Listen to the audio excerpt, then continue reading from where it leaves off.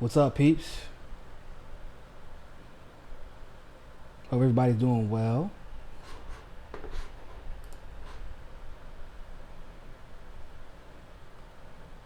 We're gonna get started here in about 5 minutes.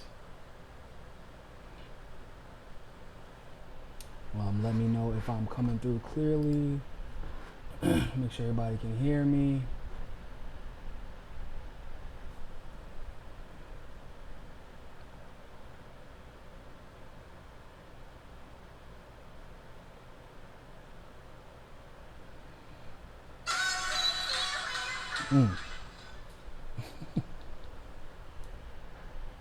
Allison, how are you doing? Hey, it's Ali. What's going on? What's going on?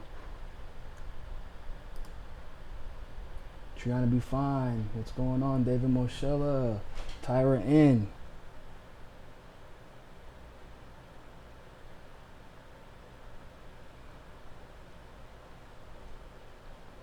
Looks like we are trudging along smoothly. Money Train James, what's going on? Kung Fu Platypus, Uncle Sven, Ruben Massagua, John Michael. When's the next chat with Kyle? We'll see. I have to be quite honest with you. I might be going to Detroit at the end of the month. I have stuff going on here in Miami. I have a few events I have to go to. If you haven't noticed, I think I've only done one, maybe two interviews in the last month and a half, which is a little uncharacteristic, but it's because this is just a crazy month for me. Next month's going to be a little crazy too, but I'm going to try to do it at least before the middle of next month. I'm going to try to. It depends on what his schedule looks like too. King James, is this another story about Bernie not having a vagina? Yeah, kinda, not gonna lie. I covered it's the video, the clip I'm going to show you. For those of you who saw my video about Nina, is the same clip, but we're actually going to dive into some of the things that were said in that clip, that as it pertains to Bernie. B Rad, appreciate it. Thank you very much, Mr. Orochi. Have I seen Emma's new video on Tulsi? I have not personally seen it, but Pasta did a fantastic video addressing it. Once again, Emma just tries to pretend because she saw the title of the legislation and read a few articles about the legislation that she actually understands what the legislation was about or why Tulsi did something that she did. And once again, we here at the MCSC network made quick work of that. Pasta did a fantastic job on that video, so I encourage you all to go check it out on the Convo Couch. Tara Kim's comments about race. Kim is, to be honest with you, when it comes to race and racial issues, she's a very sheltered person. And also, Kim's hard-headed. I mean, it is what it is. If you couldn't tell, basically the more people push back, the more she will irrationally push back, because at a certain point, at least on Twitter, you can tell her ego kind of gets fractured, and it's weird that she just picks these weird topics to start making, like, going on Twitter rants about, because she always is like deleting her Twitter. And I'd be like, okay, Kim, if you're going to delete your Twitter, then why do you come back on Twitter just to argue about something that's only being made a big deal about from very specific people only on Twitter? Most of my friends have no idea what she's talking about. That issue was, once again, it was a Ben Shapiro issue, right? Like one of those issues where Ben Shapiro tried to pretend like it's the majority of the left, and like harp on it and pretend like it's emblematic of how the left sees politics or race or society in America, and it's not the case. It's literally a Twitter issue, and they're making it a bigger deal than what it is.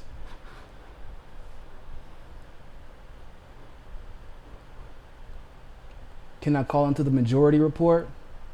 When I feel entertained one day, I might. When I feel like I need to be entertained one day, I might consider it. Heimdall's Gate, what's going on? She complains nonstop on Twitter, and then pulls out. Yeah, like it's a weird to pick that hill to die on. Like, the video or the comments that she made about cops like somebody said they didn't feel comfortable with a bunch of Starbucks or excuse me, a bunch of cops around them. I think it was like in a Starbucks or something. And so the Starbucks people asked the cops to leave because they wanted their guests to feel safe. And she was like, well, that's ridiculous. But I'm like, it's in her reasoning that it was ridiculous, which once again is pretty emblematic of just where she's getting this particular, like, it's weird how you can be so on point on politics, but not on point on things like race. And when you think about it, she bases politics and facts and reasoning. She bases issues on race because she hasn't studied to the level of on sociological issues in this country as she has on like just straight political racial issues. And it's clear. So she just makes those decisions on how she sees a particular issue based off of her own personal experience as a pretty Asian woman. So of course she's like, the cops treat me great as a single Asian woman who's also really pretty. Oh, well, you don't say that the male cops treat you really nice as a pretty Asian woman in LA. Okay. Because that's not the treatment I get. I don't get the same treatment as you do. I don't feel comfortable when there are too many cops around. I don't feel comfortable when there's one cop around and there's no witnesses. And I have a lot of reason to feel that way. Because for every experience, good experience that Kim has with the good cop or other people have with the good cop, the bad cops aren't the ones who go after people like Kim. The bad cops go after people who look like myself. So,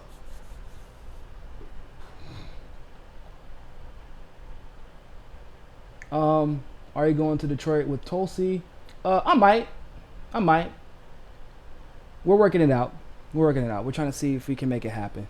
It could be an expensive trip, so we have to see how that's working out. And normally I would do it, but YouTube is killing us, man. We've lost over half of our revenue on YouTube. I don't know if y'all know that.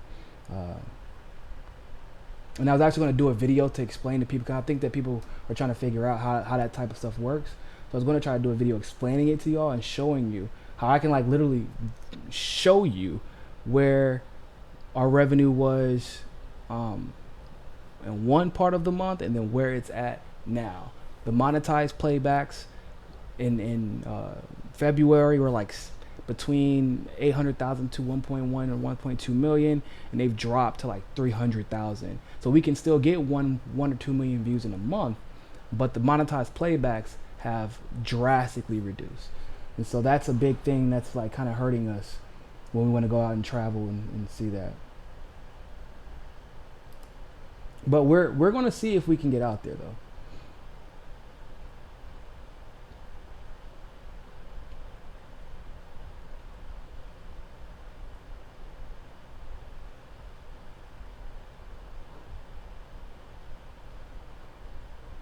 Can I interview the Progressive Voice? Not gonna lie. The only time I like a comedian coming in, and interviewing is whenever they're trying to be funny on purpose, like not just making laughable content, because that's basically what Sahil makes. His takes are pretty weird. Like he knows a decent amount about politics when he decides to cover it. But the drama stuff, and no, don't get me wrong, it's a cool niche. But the thing about covering that type of stuff, like TMZ is unabashedly unbiased, right? If they're gonna cover Kanye in a crazy way, they're gonna cover Taylor Swift in the same crazy way, cause that's kind of what they do. But people call him the TMZ of politics, but it's clear that, like, for example, whenever Anna and I had our little beef, if I was anybody else. No, he wouldn't have covered it. The reason why is because Anna was clearly exposed. We exposed the shit out of Anna. The only time that he wanted to do coverage of that particular beef was when Kyle commented about it on Anna's video. And like he didn't actually say anything that Anna had said. So that's why I don't consider him the TMZ of politics. It's just like, oh no, you're just a fanboy for TYT and their whole little niche thing, or their whole, all the people on the network, which is whatever. It is what it is. I don't care about that, but I like to do serious political work on this channel. So, Tim Dukes, aren't we on the same team? Uh, I'll answer that question and I'll go ahead and get started, but not necessarily. Um, Once again, a lot of people saw this. So this broadcast journalism is one of my forms of activism. In other words, I didn't see an economic opportunity in broadcast journalism. I didn't go to school for it. As a matter of fact, I gave up a pretty damn guaranteed career, going to one of the top 10 law schools in the country. I could basically do whatever I want after I graduated. And instead, I decided to pursue activism, and this was another way that I decided to activate, was educating people through these forums. However, there is the other side, the Sam Cedars of the world, the Jenks of the world, the Anna Kasparians. They all went to school for journalism, not politics, but journalism. Um, Never did any type of activism in their lives before they got in front of a camera. Those people tend to get it wrong a lot. They're obnoxious about how they get it wrong, and they're mostly chasing numbers. They're mostly trying to ride the wave that's semi set up for them by the mainstream, but then they're just independent enough in their thoughts, right? That they can pretend to call themselves independent journalists and say, well, I like Bernie. They get everything else wrong, say I like Bernie, and then expect me to say that we're on the same team. When these type of people, like Sahil, for example, regularly attacks like Jimmy. They always attack Jimmy, always come at Jimmy, or always complain about Jimmy.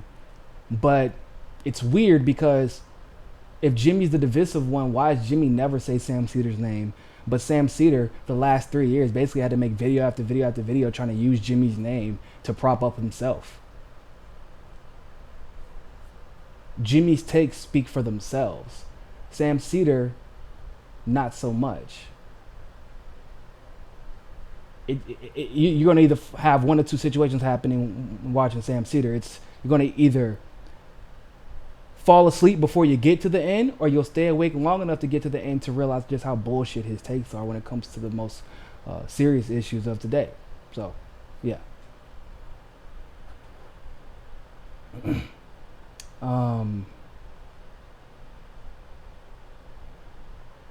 So, yeah. As far as that same team stuff, don't get me wrong. There are people that I consider to be on my team, and we can disagree. There's a difference between, like, I've disagreed with Jimmy, I've disagreed with Tim, I've disagreed with Tulsi, I've disagreed with Bernie, but I don't question any of their intentions.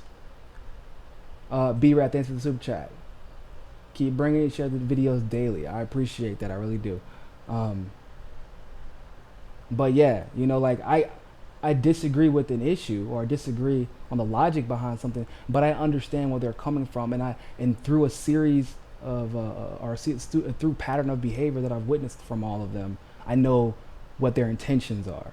It's not the same like that with Anna or Sahil or Anna Kasparian, or excuse me, or Cenk Uygur or Emma, and some other people. Like, I don't think that Cenk and the rest of the progressive movement or TYT is on our team. I think that they are the problem. I think that TYT, there's a few key problems in the independent media world, and I think that TYT is one of those pillars. They, instead of uniting people to fight back against election fraud, to tell the truth about the things that were happening, instead of speaking out against Russiagate, they set us up for failure and split up the progressive movement. They threw a fizzer basically through the progressive movement, split us in half, and where we could be fighting on a united front against the real enemies of the U.S. and the real enemies of the progressive movement, we now have to argue with each other over semantics, where they know that they're wrong, but they don't want to push back too hard against the establishment that they rely upon. So, yeah, I'm going to go ahead and get started. Real quick, hey, it's Ali, thanks for the super chat. What do you think of Benjamin Dixon? Benjamin Dixon is a bum. He is a bum.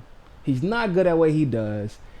He's almost like the black version of Sam Cedar, where once again, if you're going to get through and realize it's bullshit, or you're going to get put to sleep before you ever get to the middle of it. So, yeah, he's a bum. That man's been so jealous of Tim Black for so long. It's hilarious. That's a different discussion for a different day. Appreciate y'all sticking around for so long and all that good stuff. Michael Picciotto, thanks for the super chat. You're one of the several African American independent journalists I depend upon for the community's voice. So I appreciate that, man. I really do. Benjamin Dixon should not be on that list. Just want to let you know. All right, peace. I want to go ahead and get started. Thank you all so much for tuning into this live stream segment of Mikase Sukase. And of course, as always, I am your humble host, Niko House. It's been a crazy couple of days. Nina Turner had to go off on somebody. Jimmy Dore showing his videos are playing in Iran, which is crazy to me. It's awesome, still crazy. You got Tulsi on The View killing it. It's Mike Gravel got blocked. We're still trying to figure out who this other guy is. Steve Bullock, I think his name is. Still trying to figure out who he is. But it's been a lot of stuff going on this weekend. We're going to cover a few of those things today. Even some breaking news that happened about 30 minutes ago about the tech industry. So I don't know if y'all caught that. We're going to talk about that a little bit as well. So first things first. If you all saw the other day, I believe actually maybe it was yesterday. Yeah, it was yesterday. I posted a video about Nina Turner and how she just absolutely shredded Mimi Roca, who went on MSNBC and decided to embarrass herself. She wants to act a whole damn fool, attack Bernie Sanders personally, said that Bernie makes her skin crawl. Well, I did not know that Bernie's presence and whether or not it affected your skin, which is a weird thing, by the way, that somebody has that much of an effect on you when you're never thought they're mine. Like, it's kind of weird that you living rent free in your head. That damn socialism strikes again. Anyway, when she went on and embarrassed herself, Nina put her in her place in one of the nicest, sweetest possible ways that you can do it. She said, you know what, that's fine. I'm not even going to entertain this. What I'm going to do is let the women who support Bernie entertain this for you. And all the women on Twitter, I mean thousands of them, came out and went at Mimi Roca because she was claiming that Elizabeth Warren deserves more support than Bernie and that women shouldn't be voting for Bernie. So what we're going to do is actually watch this clip. And we're going to figure out who exactly has shown a history of being for women and not so much being for women between Bernie Sanders and Elizabeth Warren. But first, let's go ahead and check out this. Sanders makes my skin crawl, and I can't even identify for you what exactly it is, but I see him as sort of a not pro-woman candidate. And so having the two of them there, like, I don't understand young women who support him, and I'm hoping that having him next to her will help highlight that, because those are the people that if I were her, I would want to say, well, why are you supporting him and not me if you're going to choose? Okay, what? Oh, bruh. When I first heard that comment or that interview, I was like, you ever start looking for more like context? You're like, man, because a lot of people lie nowadays, right? And so you don't want to get the wrong information. Cool Blue, thanks for the update on Steve Bullock. Man, no, he's a governor of Montana. That's crazy. I promise I would have never known that.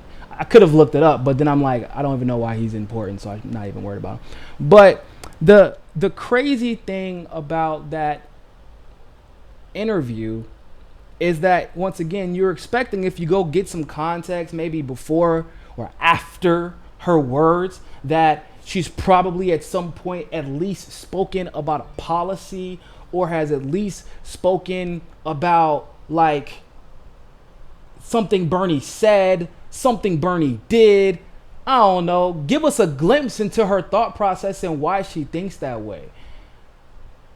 Yeah, I looked for the context. It wasn't there, y'all. No context at all. That was just how she felt. And apparently, any of you all of you who have a lot of opinions, a lot of you all, I know, have opinions based on just pure emotion. Sometimes just get angry and you go on Twitter and you just start tap. Or if, maybe you're of the older class and you get on Twitter and you close your one eye and you put your all caps on so you can still see the letters. I know some of y'all be typing in all caps because you can't see the letters. It's okay. However you go on Twitter. But it's cool. Because now you can apply to MSNBC to be a political analyst and just go on and tell the world all about how you feel about a candidate. About how you feel. How you hate them, how you love them, and that's the reason why people shouldn't vote for them. Because, hell, it's 2019. I don't know why I'm still expecting people who are hired political analysts for a major television network, especially a network dedicated to politics. I don't know why I expect them to be arguing policy in 2019 when they haven't done it in 2018, 2017, nor did they do it in 2016. So I don't know why I keep expecting this. I don't know why I keep being surprised. But yet again, I am surprised as hell because that's ridiculous. So go ahead and get your applications, everybody. Go fill them out. And I'm 100% positive that if y'all gonna give an emotional rant, at least it'll be better than the one she just gave. So I'm gonna play that again, and then we're gonna analyze if there's any truth to her statement. Between the two of us. We'll leave it there. Come back in just a moment. Mike Memley. Sanders and Elizabeth Warren next to each other will really highlight, because for me, as again, I'm not the political analyst here, but just as a woman, probably considered a somewhat moderate Democrat, Bernie Sanders makes my skin crawl, and I can't even identify for you what exactly it is, but I see him as sort of a not pro-woman candidate. And so having the two of them there, I don't understand young women who support him, and I'm hoping that having him next to her will help highlight that, because those are the people that if I were her, I would want to say, well, why are you supporting him and not me if you're going to choose between the two of us? We'll leave it there. Come back in just a moment. Bruh. Okay, so this is why I said that anybody can apply there. Did you hear how she started off the conversation? Well, listen, I know that we're in a roundtable discussion about, politics, and most specifically the 2020 presidential election, probably the most important election in the history of our country, because we may not survive depending on who we elect. But I know that those are the facts, and I also know that I am not a political analyst. I'm here for some reason. MSNBC brought me on, but I'm not a political analyst, and I know that. But I'm going to actually proceed, if it's okay, to make inflammatory statements that are completely biased, one-sided, and are not actually grounded in any thought, any rationality, any logic or reasoning whatsoever. And I just really hope that everybody agrees with me, because I'm on MSNBC. And if I have MSNBC at the bottom right corner of the television screen, then of course, that means you can believe everything I say. That's what just happened. MSNBC just asked a woman who, admittedly enough, said, I'm not a political analyst or anything, but let me give my opinion, because MSNBC for some reason called me here to do so. What the fuck is going on? And I don't understand why in the hell they keep calling people that have no business being on the television screen to speak about these things. And then on top of that, if you're going to bring somebody on to attack or defend one candidate, why don't you bring on someone to counter her point, like you do with every other candidate? If you're going to have someone on there that's there to bash Bernie, or even bash male candidates, maybe you should have another woman on who says, well, maybe we shouldn't be bashing all male candidates. Maybe we should be looking at policy to see who's the best candidate for women. Maybe, that's what I would do. But God forbid we ever, have a real network on television that's dedicated to things like the truth. That's very taboo now. Cold Blue, thanks for the super chat. Mimi Roca is rich. She's also from Harvard. Roca is not only against Bernie Sanders. She's one of the halves against the rest of us. One of the halves against the rest of us, the have-nots. Yeah, 100% agree. 100% agree. So she is making the very, very bold claim, because it is indeed a bold claim, that Elizabeth Warren is somehow better better for women than Bernie. Once again, completely based in feeling, because I know for a fact it cannot be based in fact. Because if you know anything about Bernie Sanders' history, I mean, not only when it comes to women's rights, but generally the rights of all marginalized people, Bernie has been a staunch advocate of since college, right? But very specifically for women's rights, and it's actually kind of like a double-edged sword, because it speaks to how dedicated he was to women's rights specifically, but it also shows you what he was willing to sacrifice, the rights of others who was willing to sacrifice to make sure that women specifically are taken care of. He voted for the 94 crime bill in an abominable bill. It was absolutely, I mean, the language in it was clear. We're trying to put black people in jail for money. Will you vote on this? Of course you will, because I'm going to pay for your entire campaign and you can't win without my money. And so it was going to get pushed through, and it was clear what was going to happen whenever the vote went through. But Bernie, being so dedicated to women's rights issues, merely spoke on the disasters that the bill could potentially lead to, but said, I'm going to vote on it because of the Violence Against Women's Act, which is included in this bill. So because of the Violence Against Women's Act, he voted on the bill. Now, in all fairness to Bernie, it was going to pass anyway. Got it. But he did not want his name to be sullied, or his record on women's rights to be sullied, by voting against the Violence Against Women's Act. Not to mention, when it comes to the medical side of things, Bernie took a bus full of women to Canada to get medication because it was cheaper there. Bernie is firmly, has never been anything but pro-choice. I mean, hell, just look at the amount of women Bernie actually has a preference towards putting women in influential situations in his campaign, more so than men in a lot of like, people don't know that about Bernie.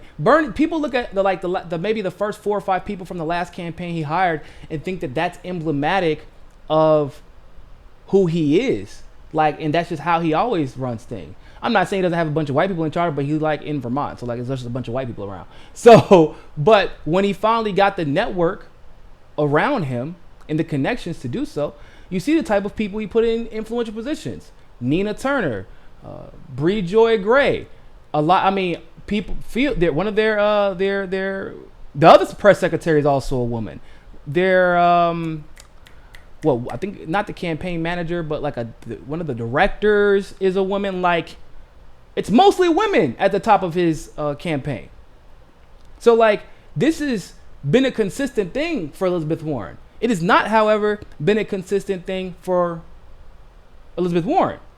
Did I say Warren the first time? It's been a consistent thing for Bernie. It has not been a consistent thing for Warren at all. One, being a Republican, it's probably easy to assume that she was not pro-choice until it was popular to be pro-choice. Unlike Bernie, being a Republican, there are some things, unfortunately, that you just have to accept if you're a part of the Republican Party and you've bought into that ideology, which Elizabeth Warren admits she has. Most of the Republican policies have fundamentally tried to remove rights from women or make decisions for women time and time again. I'm not saying that that's exclusive to the Republican Party, but it is most oftentimes initiated by the Republican Party. There are conservatives outside of the Republican Party that don't agree with the Republican Party, but I'm saying just you bought into the idea of a Republican Party that has done this historically to women, and you've never really reconciled it or explained how you've grown from there, other than always telling your personal story about how you wanted to be great. It's not the same thing as promoting women's rights. Now, this actually translates into policy and action. That's what the important thing about these anecdotes that people like to share. Bernie's anecdotes about his life translate into policies and actions, like the Violence Against Women's Act, like traveling with the women to Canada. Same thing with Elizabeth Warren. Her being a Republican, being conservative for the majority of her life until it seemed like it was convenient for her career to change over. has influenced how she went about her business. And we can look at this article here by the Washington Post, talk about that. So the title of the article is Dow Breast Implant Case Spotlights Elizabeth Warren's Work Helping Big Corporations Navigate Bankruptcies. When Dow Corning faced thousands of lawsuits in the 1990s from women saying they had become sick from the company's silicone gel breast implants, its parent firm, Dow Chemical, turned to one of the country's leading experts in corporate bankruptcies, Elizabeth Warren. That's not a good start to this article. For those of you who all, think that for some reason, Tulsi, Warren is just anti-corporation, or not. I don't even say anti-corporation because not all corporations are bad, but anti-corrupt corporations, too big to fail. She literally was an expert in preventing people from failing when they were too big. They went straight to her. Okay? So, Warren, now a Democratic presidential candidate, has never publicly discussed her role in this case. Her campaign said that she was a consultant to ensure adequate compensation for women who claimed injury. That would actually be an unemployment risk management consultant. In other words, or just risk management consultant. In other words, she would be the person to make sure that you didn't get sued more by not paying out what you should pay and things like that. I doubt that she was a risk management consultant. Usually you're a business consultant if you're a risk management consultant. I don't think that was what she did. And apparently this article doesn't think that's what she did either. So, even though she claimed that was her role, so they said that she got $2.3 billion in funding to those women who suffered from the faulty breast implants. And the campaign even said that was thanks to Elizabeth Warren. Ooh, that's a pretty bold claim. But participants on both sides of the matter say that that description mischaracterizes Warren's work, in which she advised the company intent on limiting payments to women. She advised the company in its intent to limit payments to those women who suffered from the faulty breast implants.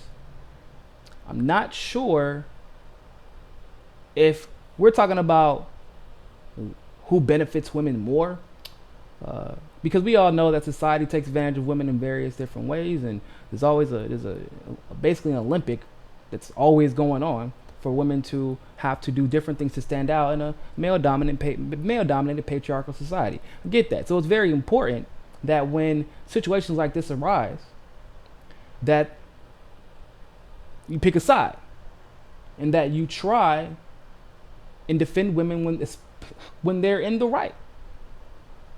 Because you know that a lot of people will try and trivialize this and pretend like it's not a big deal.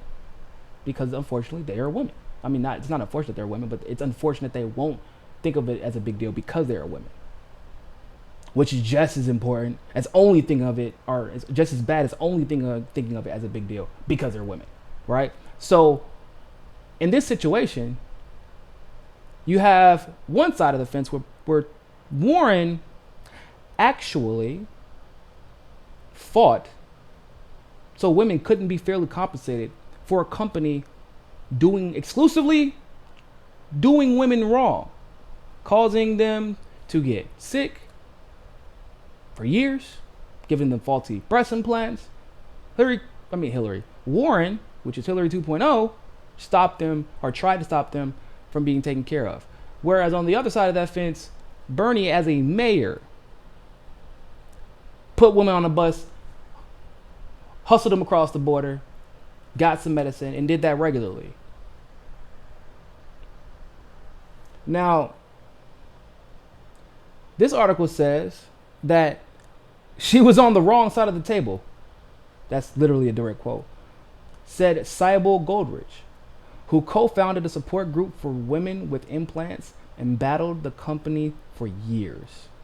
Goldrich said Dow Corning and its parents use every trick in the book to limit the size of payouts of women. The companies, she added, were not easy to deal with at all. A person familiar with Warren's role who spoke on the condition of anonymity to describe the litigation strategy, she said the future senator was part of a Dow defense team that had containing the company's liability as a goal. In other words, trying to limit how much money they pay out. Bartholomew, appreciate the super chat. I know it's off topic, but everyone should look into the Xinjiang re-education camps. The Chinese government is putting Muslims in concentration camps. I never hear about it on the news, and it's horrific. Oh wow, yeah, I need to see that. That's wild as hell. Jesus. But yeah. So here we have a woman who says that Bernie makes her skin crawl. I don't understand. It's fighting for women's rights, not only in your words, but in your actions and in your policies. That's what makes your skin crawl as a woman. Something tells me that Bernie, like fighting for women's rights and all that good stuff, has nothing to do with your skin crawling. Something tells me that you have a personal beef with Bernie. Something tells me you probably were a Hillary supporter too, because it's weird how all of these people have known Bernie Sanders has existed for quite some time, right? The man's been pretty outspoken. He's worked with both sides of the political spectrum, and now that he's ran for office, now he makes your skin crawl. Once he becomes the most popular politician in the country, the same senator that you knew existed before, had the same policies, talked the same way, had the same hairstyle, but he didn't make your skin crawl until the rest of the country fell in love with him and his policies. Makes me think it has nothing to do with Bernie, but who was on the other side of the field with Hillary Clinton. And you're hoping that in a world where Bernie Sanders could win this primary and then go on to win the general, you're praying that it doesn't expose just how stupid you people really were. Because if Bernie comes in here and cleans house like anybody is expecting, if you have a fucking brain at this point, there is one scenario where Bernie doesn't clean house, right? And it has nothing to do with the establishment candidates that are in place. If you're going to look at money, you're going to look at crowd turnout, all that good stuff. So when he cleans house, Hillary could barely get through Bernie by himself. Bernie is about to blow through every establishment candidate, and in rare situations where he doesn't blow through them completely, Tulsi will help out. Hillary had to cheat just to get beat eventually. Bernie, if he goes through, he's not getting beat in the general. It's just not happening. This man already has 1 million volunteers. He already has 1 million volunteers. I don't know how many times I say that shit. He has 1 million volunteers. So this woman who put all of her faith, not just her, but she's representative of all the women, the white women specifically, who love Hillary and think the exact same way. How stupid do you sound when you thought that it was her turn, but instead the old rough white dude with a Brooklyn accent with crooked glasses has a complicated life, a complicated background? How stupid do you look when he ends up dominating Donald Trump in all the ways that your chosen candidate never could have imagined? And you just gotta sit there and just bite your... Yay, blue wave. Blue wave, yeah. I'm so happy the Democrats won. Oh, God damn it. I can't believe you won. Can we please just bring Trump back? I would just rather have Trump. I just can't stand the smug look on Bernie's face. And when they say smug look, they just mean that genuine smile that he gets from time to time. Oh, man. All right. I just can't. I just can't, bro. Like, anybody got any super chats? Did I miss anything? But I just can't. I can't deal with people like Mimi Roca. I cannot. If I ever met these people in real life, it would just not be pretty. Because I don't, like,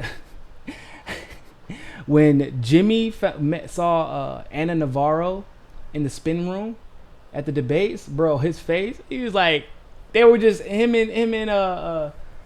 and Miserable Liberal, as most of you all know her, just end up trolling her. And it's hilarious because you just can't help it.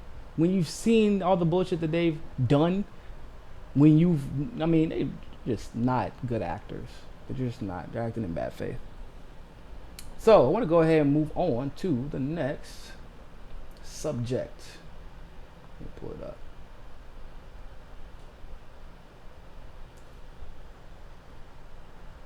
By the way, like this video if you have not. Shared it if you have not. I'm going to do the same thing as y'all.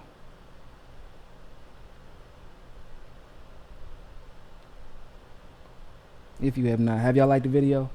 Give me a thumbs up if you liked it. Well, if you're on your phone and you liked it. Kamala is unqualified. Shh. You're snitching on my future segments, and I would appreciate it if you didn't. You can't lead me in without telling me first. You're doing it out of order. Shh.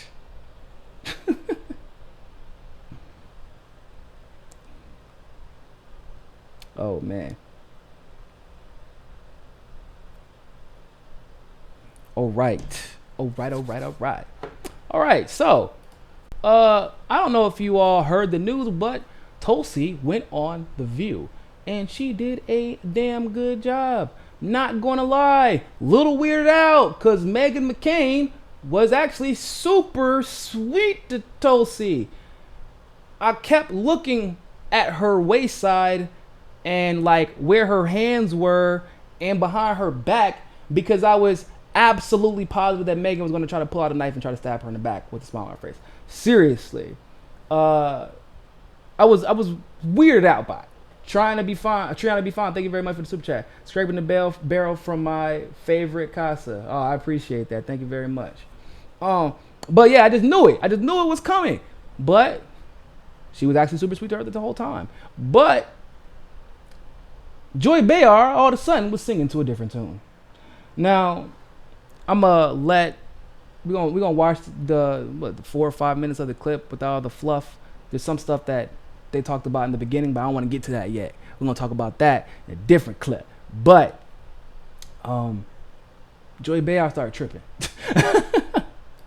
I saw you on the Bill Maher show. You were very good on that show. Thank you. And you were kind of funny too. Everybody's funny on that show, right? But you know, He so pushes it out of you. yeah. But it's interesting because some prominent figures on the right, extreme right, are praising you. They like you. David Duke, the Klans guy, he likes you. He also likes Ilhan Omar, by the way. Does he? Yeah. So you've disavowed. You like how she did that, right? Oh, she's getting it. Man, I'm telling you, one of my favorite attributes about Tulsi as a politician, when she has to play politician on interviews like this, is when she smiles in their face after they say something stupid. She smiles in their face, says something that's like she retorts with a smart ass comment that corners them, because it completely diffuses their entire argument, right? She's like, well, David, this is really disturbing that David Duke likes you. Oh, so is it not disturbing that he likes Ilhan Omar as well? And instead of trying to acknowledge that, right? Because if you're looking at the clip, she's clearly reading off of something. To be in Joy's defense, she looks like she doesn't even want to really say this stuff, but Meghan didn't I don't think Megan wanted to be a part of the nonsense, and I think it's because Megan's husband likes Tulsi now. So like, you could just tell that Joy was reading something that she didn't genuinely feel this way, and that she doesn't actually believe the stuff that's coming out of her mouth, because she just kind of like is running through it. But that smile, yeah, he likes Ilhan Omar too. So what now? Is that problematic for you? Is it problematic that you think that Ilhan Omar is going to capitulate? The Muslim African refugee is going to capitulate to David Duke and his standards because David likes her now? We doing that game? Okay, that's what I thought. Let's continue, bitch.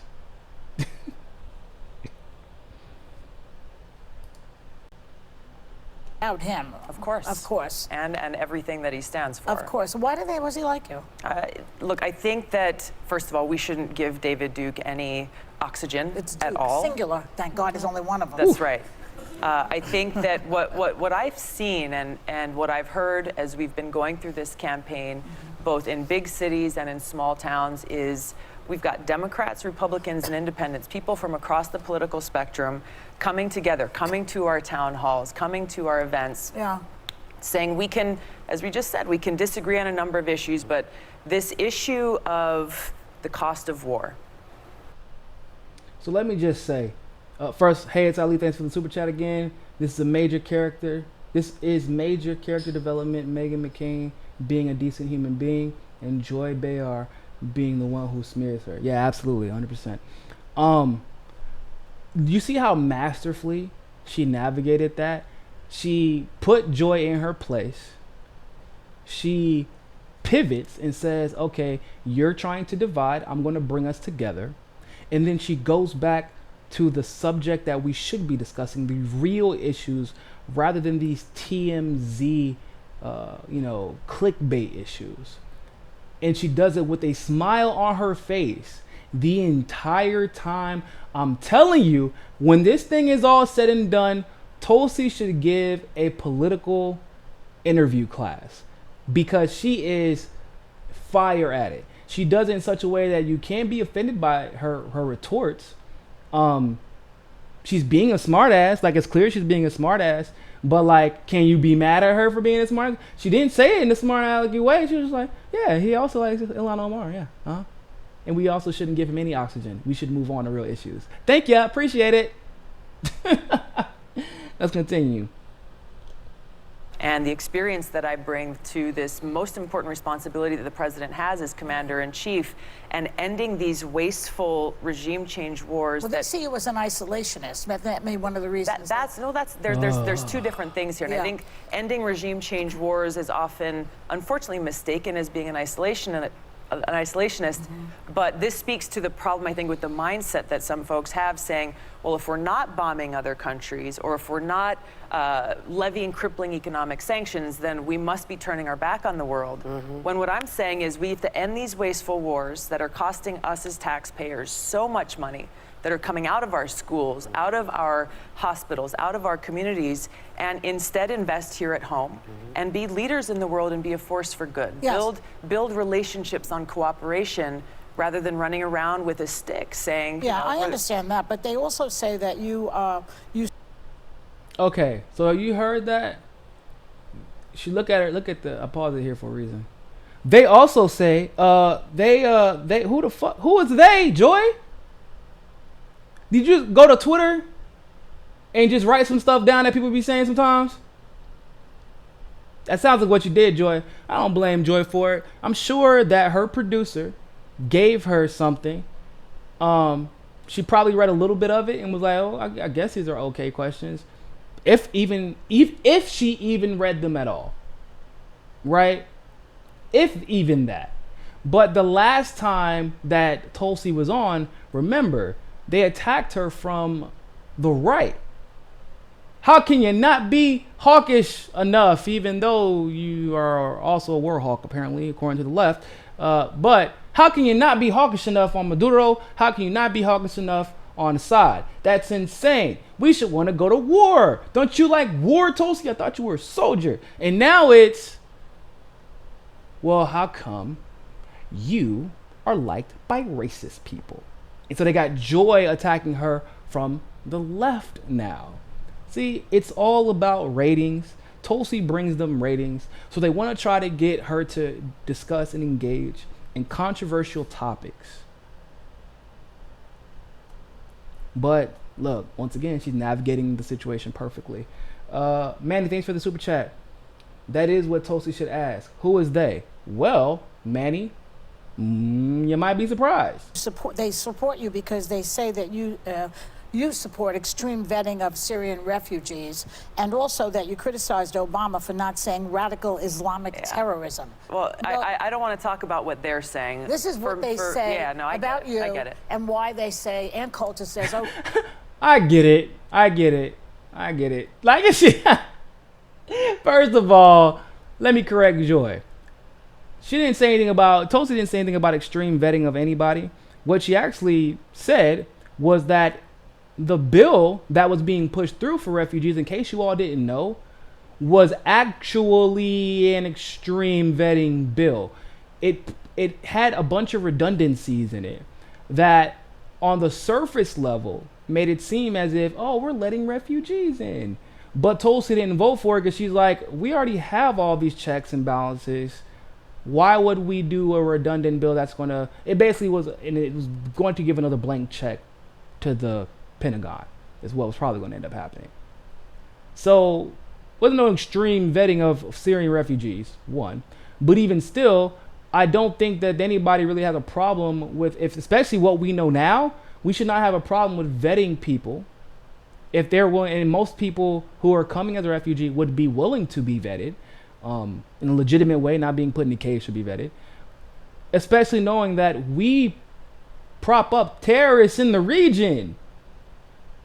And so where would the first place of terrorists go? Like, if we're propping them up. So back in the day, we used to prop up the Taliban. Taliban used to get passports through Pakistan and come to the US or Canada. Guess who props up Pakistan? Oh yeah, that's right, we do. Yeah. So you get what I'm saying. They're going to go where they believe they're going to be protected.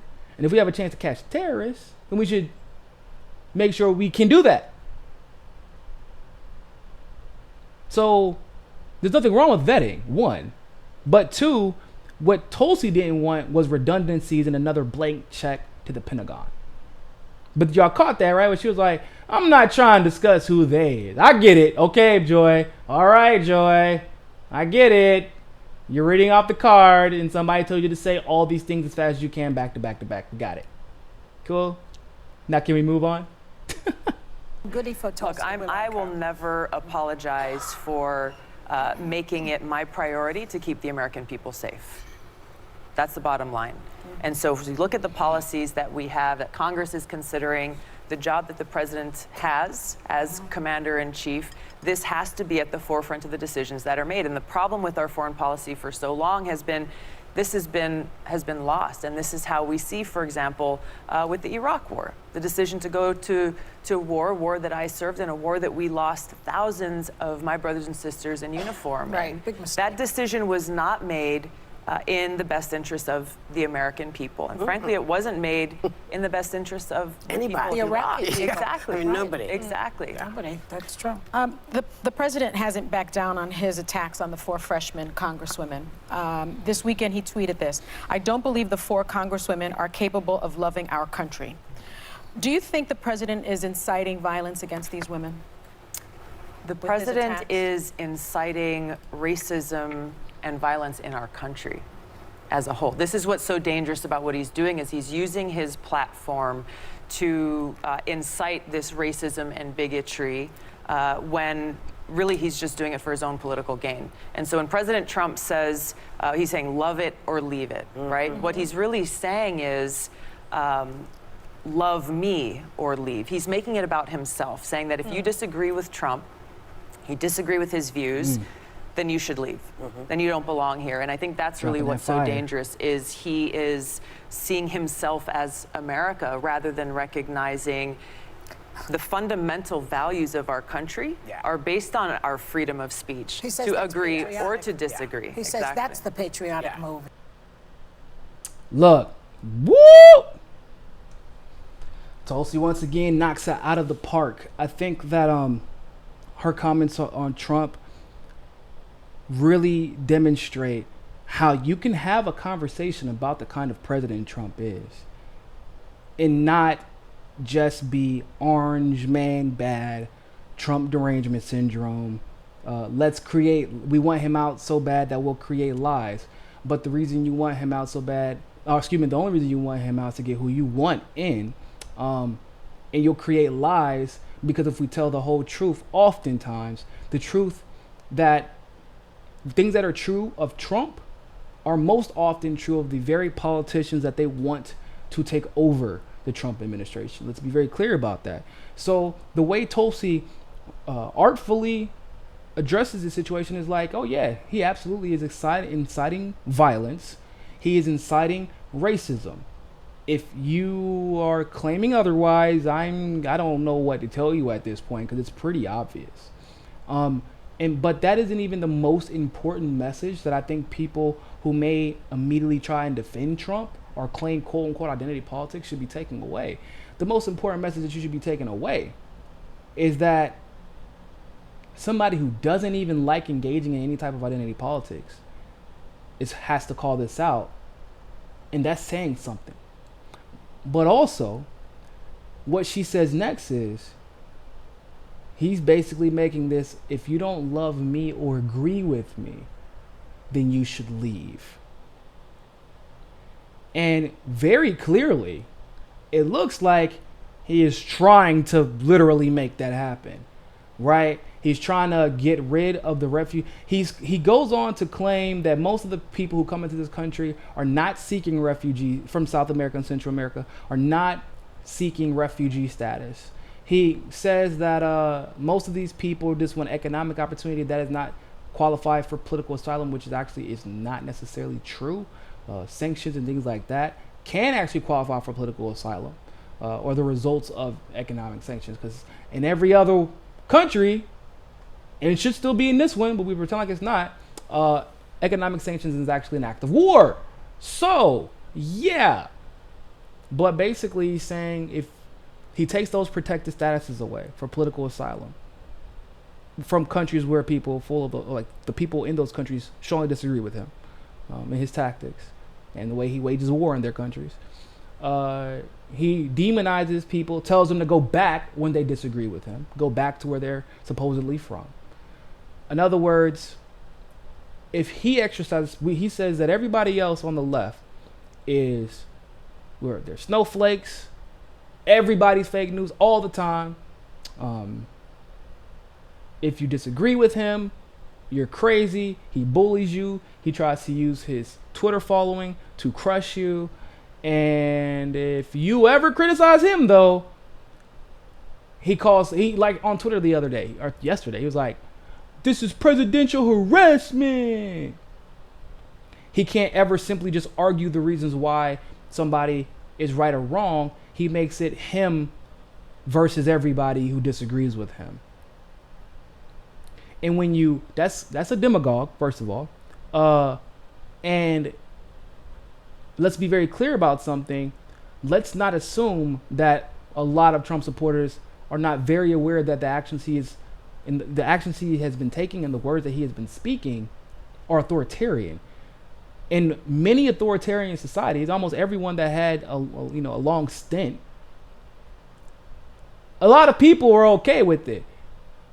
Primarily the people who benefited from the authoritarian nature of whatever government was in place at the time. Maybe they were part of the racially, preferred class at the time. Maybe they bought into the system like we saw in Cuba. But the Batista regime was basically authoritarian, and the white, wealthy Cubans and the Cuban politicians were okay with that because they all benefited from that system. So let's not make the mistake that people just don't want an authoritarian. Everybody loves authoritarianism when it works in their favor. But who Tulsi is appealing to are those people who genuinely thought Trump had their best interests at heart, and he does not have their best interests at heart. It's clear that he doesn't have their best interests at heart. He's not talking about people's interests. He's talking about It's me versus them. Me versus anyone who disagrees with me. Me versus any country I want to launch missiles on. Me versus any government I want to overthrow. And what you've seen is that some people, the ones that voted for Trump because he was supposedly anti-war, now they've flipped the script. Some of them, not everybody. And now it's, well, if Trump wants to attack Iran, I have so much faith in Trump that I'm going to assume Iran is in the wrong. If Trump wants to overthrow Maduro or Venezuela, I have so much faith in Trump that I want Maduro gone too. Maduro had to do something wrong if Trump said it. If Trump turned around and said Pence is not on my team, best believe there would be a new vice president in the next term. So those supporters may be that loyal, but he has a lot of people who are on the fence. And they think that Trump is still the best option, but if there was a better option, they'd be more than happy to hear about it, and Tulsi is that better option. Tulsi is a fighter they thought Trump was. Tulsi is the outsider they thought Trump was. They always say Trump has a plan, right? That's what the QAnon people say. They don't recognize or realize that it's actually Tulsi is the one who always has a plan. And so that's what's so important about how she phrased what she said. It's one thing to just suffer from Trump derangement syndrome. It's another thing entirely to explain to people like, look, he's violating fundamental constitutional rights for his own personal benefit, not for yours. And that's why this is wrong. Not because of who said it. Not even necessarily because of who he's saying it to. But because of what he is trying to achieve by doing so. And what rights are being violated because of that. So, I do want to move on to the next topic real quick. If you are here, make sure that you're subscribed. Make sure that you like the video. Make sure that you share the video. Greatly appreciate it. And also, if you have any super chats, let me know. Make sure you share it. We're about to actually talk about this story that someone tried to get out ahead of me on. About the snitch. I was like, yes, I can't wait for this Kamala story. They don't even know I'm about to cover it yet. And then somebody, I think it was trying to be fine. I can't remember. Somebody tried to beat me to the punch. Y'all should be ashamed of yourselves. The way y'all be can't tell my story before I even get to it. You ruined the element of surprise. Jesus. All right, so we don't got no super chats. I think we're good there. All right, so like I said, if you have not yet, let me share the video. Look, I'm over here telling everybody else to share it. I haven't even shared it yet. Let me share it. I hope everybody's enjoying everything. I see that Jimmy's live. I was wondering where everybody at. I'm like, where the hell everybody at? Usually around this time, we got like 300 or 400 people watching, and it's Jimmy's live. Jimmy had to go live at the same time as me. How rude. Shout out to Jimmy, man. That's my homie. I love Jimmy. All right, peeps. So, for our next topic,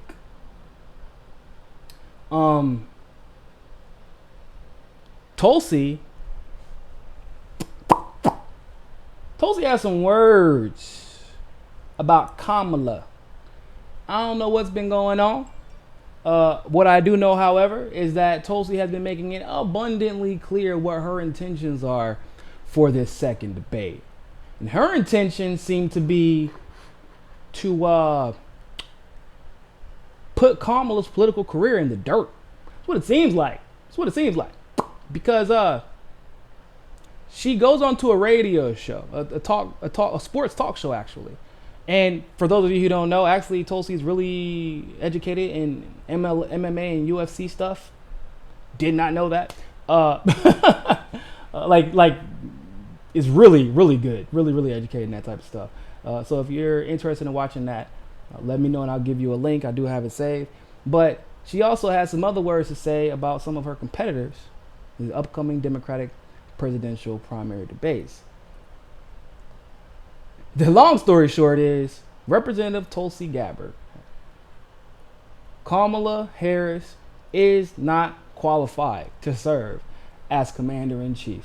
So, just by the title, ladies and gentlemen, you can tell it's about to be good. Let's hear what Tulsi got to say about this.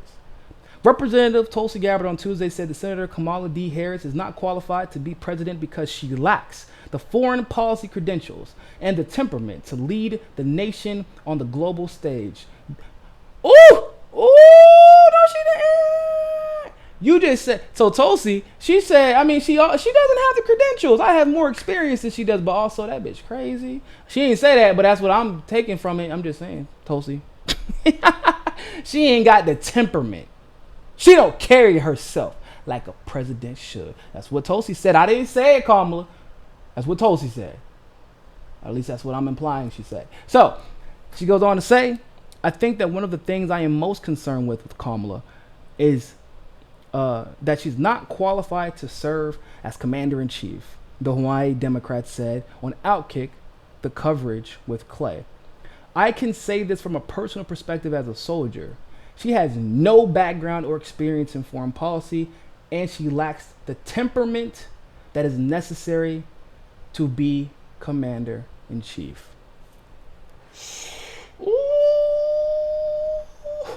Ooh, Kamala. I believe Tulsi Gabbard just called you out. I believe Tulsi just like saw you across the lunchroom. You ain't gonna do shit about nothing, Kamala. I'm gonna be on that debate stage right beside you. What you gonna say? What you gonna do about it? Because Tulsi has been daring Kamala to come out and play for quite some time. Really over the, when she broke my heart over the Biden stuff, like I said, I got her point. But she broke my heart over the Biden stuff, but that was mostly about Kamala, right? And she kind of has been doubling down, saying she even went on The View this morning or yesterday morning and said that was the first segment of that interview. She was like, nah, Kamala's playing underhanded games. She voted for the same bill Biden voted for. So what's she trying to say? She's trying to imply Biden's racist, but she voted for the same bill.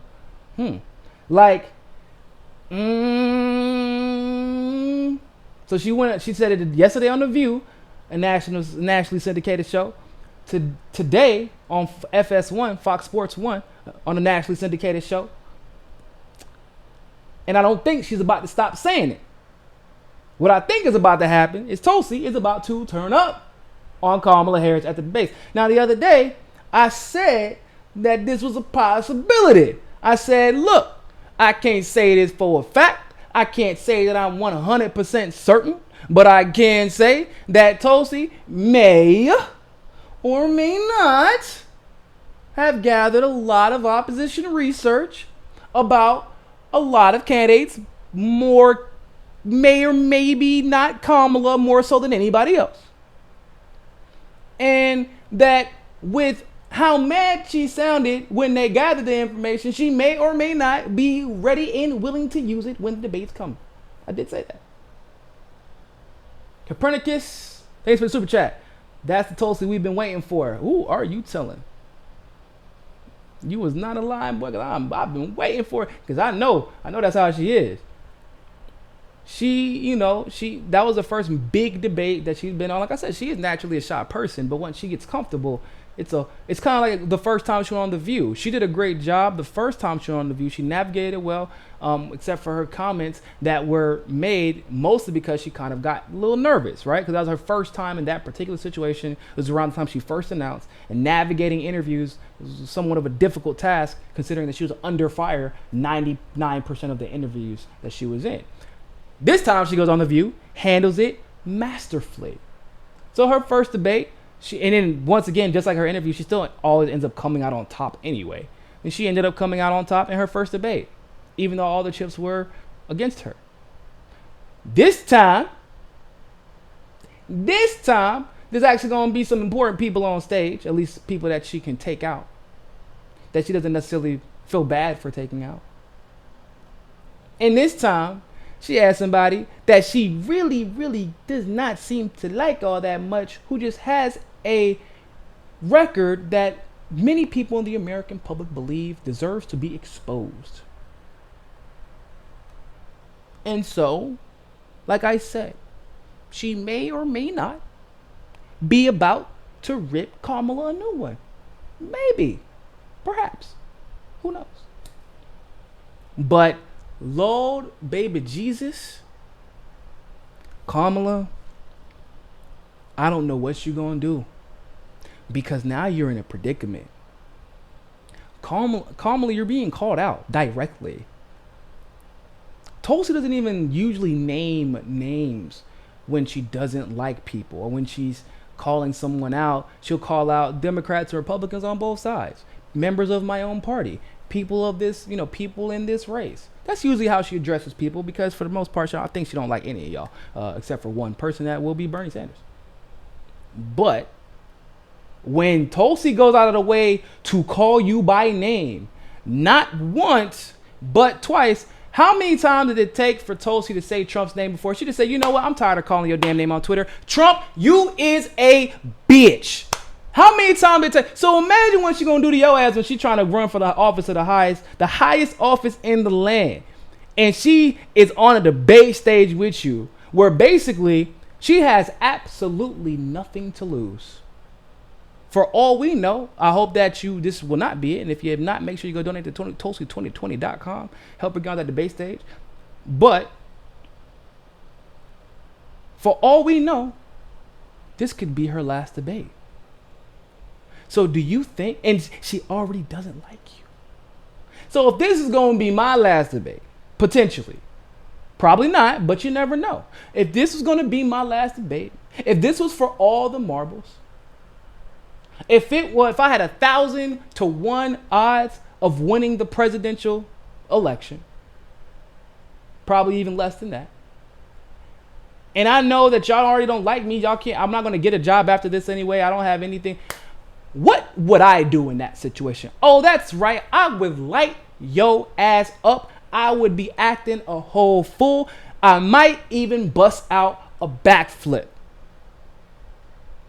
because she literally has nothing to lose and seemingly only has one target in her sights. So I don't know how you're going to navigate it, because after the debate, you're going to get questioned so much about what took place between the exchange with you and Tulsi.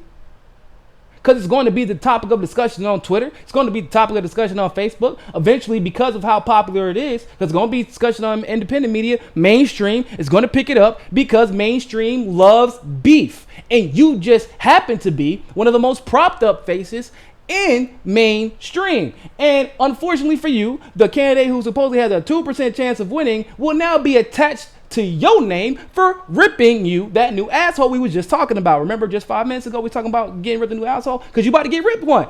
You're going to have two now. That's what's up. You're elite in every way. So now all you can do is try and defend yourself. But the more you defend yourself, it's going to be exposed that you are lying again and again and again and again. Because the videos are already there. The information is already out there. It just now is people are going to have very specific subjects to look up. And those videos are out there. I know, I did a lot of them. And you're going to get exposed. And the entire time you are simultaneously getting exposed, Tulsi will be simultaneously getting more name recognition and rising in the polls. And so you're kind of in a catch-22 situation, because there's no way you can win. If Tulsi does what she's supposed to do and exposes Kamala for who she is,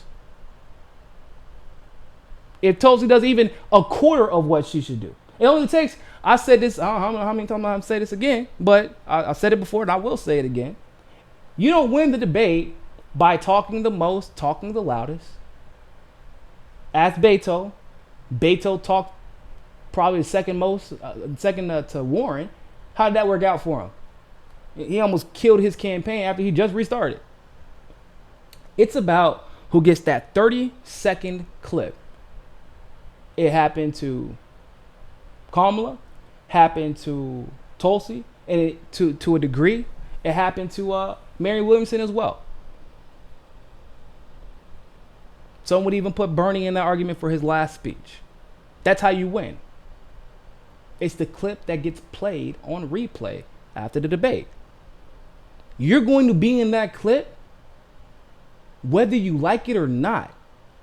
And you can't dodge and run away to good old Uncle Joe and try to attack him because for whatever reason,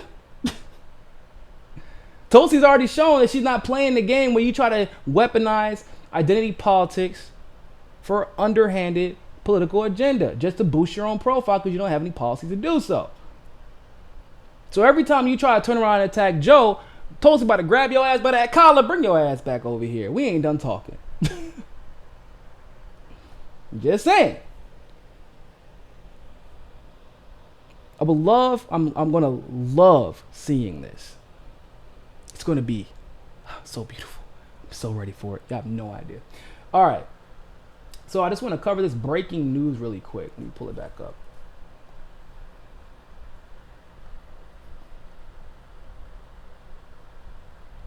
Justice Department.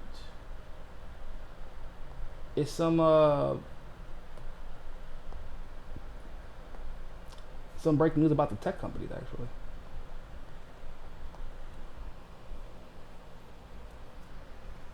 Boom, found it. So this is an NPR, but this is breaking at 6:19 p.m. today, July 23rd.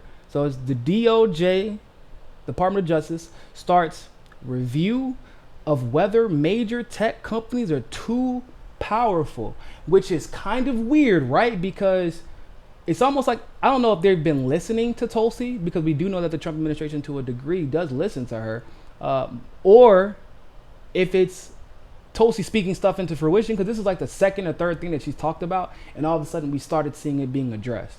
It's kind of weird, not gonna lie. But let's go ahead and take a look at this article.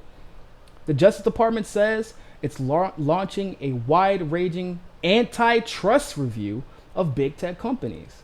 The DOJ didn't name specific firms in its announcement Tuesday, but said its inquiry will consider concerns raised about search, social media, and some retail services online. It's the first public confirmation of a major U.S. antitrust review of the tech industry. The DOJ examination promises to be the broadest and potentially toughest scrutiny of companies like Google, Facebook, Apple, and Amazon.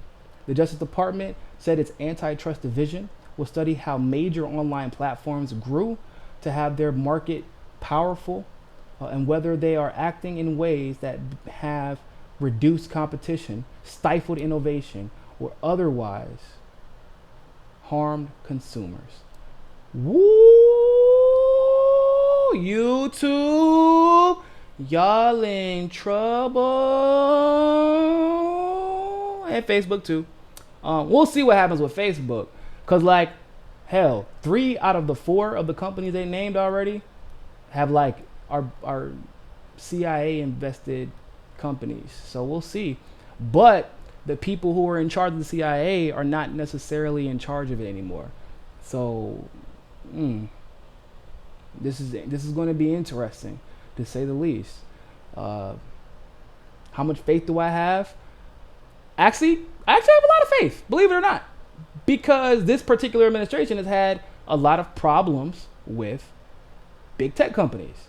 And so, when it comes to pettiness, Democrats and Republicans, or bipartisan or partisan pettiness, Democrats and Republicans will never disappoint. At least that's very specific to the Trump administration. So, the Federal Trade Commission, the DOJ, have long been rumored to be studying the scale and reach of big tech firms. This follows fines and close inspection of the U.S. tech companies by European antitrust authorities, including the new antitrust investigation law into Amazon announced last week. So they've already been being held accountable overseas. So now there's a precedent being set that the U.S. will have to observe. That's pretty dope. The DOJ said its antitrust division will collect information from the public, other companies, and industry participants. Without the discipline of meaningful market-based competition, digital platforms may act in ways that are not responsive to consumer demands. Oh, you think? Assistant Attorney General Macon Delarahim said in a statement, the department's antitrust review will explore these important issues. Despite having very different business models, tech companies have together faced growing concerns both in Congress and on the campaign trail, particularly over the amount of information they collect about the users and other companies. The House Judiciary Committee has launched its own investigation into tech companies' scale and their reach. A Republican lawmaker on Capitol Hill have accused Facebook and Google of stifling conservative views. I don't really believe that, because Google, if you go to YouTube and you see who's the most watched, it is definitely conservatives. Conservatives basically rule YouTube. Now, I will say on Facebook, it's there is a establishment liberal bias, if that makes sense. But even then, true leftists oftentimes are getting blocked and deleted off of Facebook. Ronnie Akalik comes to mind. Police the Police comes to mind. A few others, like World Cloud News or something like that. But there's not a liberal or right-wing bias. It's a establishment versus everybody else bias. So you'll see, like, for example, CRTV and the people who support CRTV or work on CRTV, they don't get censored at all, even though they claim to be independent, right? Because they're not really independent. CRTV is an establishment, shield-tastic organization. So, let's clarify that.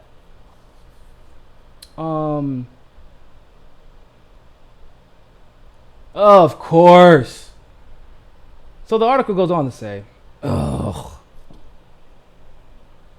Democratic presidential candidate Elizabeth Warren has campaigned on the idea of breaking up big tech. Except for she didn't. She just made one statement about it. Of course, if you make one statement about something, that means that you've campaigned on breaking up big tech. It's not true. She is not. Tulsi actually has. And actually speaks in great detail. And also didn't decide to campaign on breaking big tech companies after she was found to be, I guess she was being stifled on Facebook or something like that. And then that's when Elizabeth Warren started talking about big tech, because she thought it was going to work to her favor, right? Because she's liberal, and Facebook has always leaned liberal. They helped out Obama's campaign. They helped out Hillary's campaign. And they brought Hillary's campaign people, or people who also helped out Hillary Clinton's campaign in their decision making. But Tulsi actually was concerned about it, even though many people don't know that she actually has the most engagement out of all the presidential candidates, except for at times, depending on who the mainstream is pushing up or propping up at the time, that person may have a little bit more interaction than her in like maybe a 2 to 3 week span. But she actually has the most political engagement. I did a video about this. You should check it out. But she still has been saying this. Jack, CEO of Twitter, one of its co-founders, also said the same. Donate to her. And I'm almost positive she actually talks about breaking up big tech in the debate. And so, and she's still maintaining that message, even though Jack even retweeted her to try and get her into the third debate.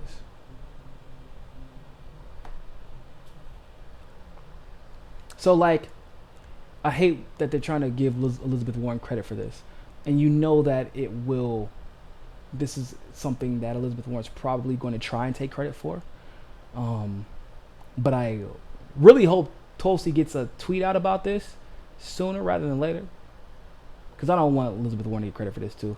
Because I'm tired of Elizabeth Warren stealing people's ideas. So,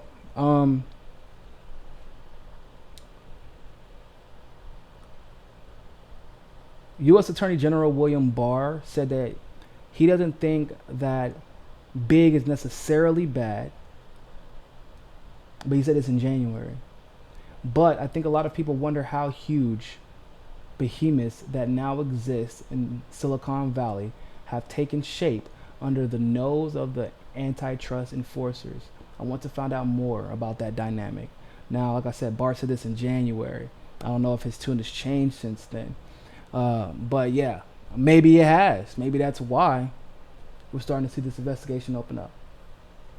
So yeah, that's some breaking news. That news just literally just dropped. It's incredibly important that we address this. Like I said, just at YouTube, I can speak from personal experience. Half of our ad revenue's been cut. Not half of our views, but I would say 40% of our views have been cut.